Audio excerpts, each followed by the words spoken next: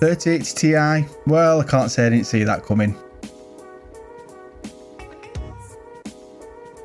Before we get into the details, just want to say take this with a grain of salt because Nvidia haven't actually made an official release on this yet, but it has come from a source from an unknown AIB that they are gearing up to start producing a 3080 Ti to fill the gap between obviously the 3080 and the 3090. This is unsurprising as in the past over the other generations of cards, they always tend to do Supers and Ti's to sort of fill in the gaps for people's different price points, which sometimes can be a bit bad because if you're looking at say a 2070 Super, then you compare it to a 2080, the price difference sometimes you think, well, I can stretch to that, and then before you know it, you've got a 2080 Ti, which is a big difference from the price you were initially looking at. The source does say it's pretty much a 3090. It's got the same CUDA core configuration, but it's just got 4GB left in the GDDR6 memory.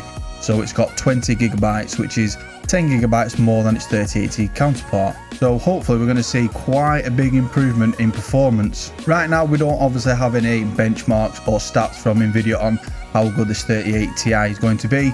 So when they get released we will have a bit more of an idea on the performance, but I can see it being very close, if not potentially better in certain scenarios than a 3090 in aspects of gaming. Because we know the 3090 is essentially a Titan just being rebranded as an RTX 3090. When is it going to come out? Well, apparently it's due for launch in January 2021 and it's going to cost around $1,000. Now that's probably going to equate to £1,000 as well because it just seems to be one-to-one. They don't tend to take the exchange rate into consideration as I have seen, unfortunately for the UK. Now it is worth noting that this price point is still $200 or up to £200 cheaper than the 2080 Ti, and you're going to have such a massive increase in performance.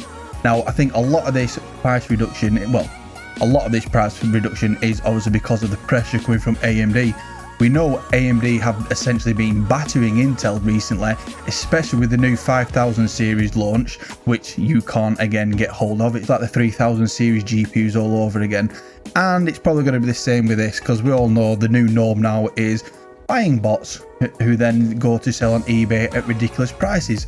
So if you're not lucky enough to get one at launch of the 3080 Ti, you're probably going to end up paying about £2,000 on eBay, which I would advise you not to do because the only people who win then are the scalpers themselves. It's best to just wait, let them sit on a graphics card that they're going to have to effectively sell for the same or less than what they bought it for when more stock comes in, because obviously supply and demand. We do know that Big Navi is also around the corner and they have displayed some very impressive benchmarks in terms of just raw gaming performance. The RTX side of things were not all as good as what we were hoping for to compete with Nvidia. Nvidia still does hold the crown when it comes to ray tracing, but credit where credit is due.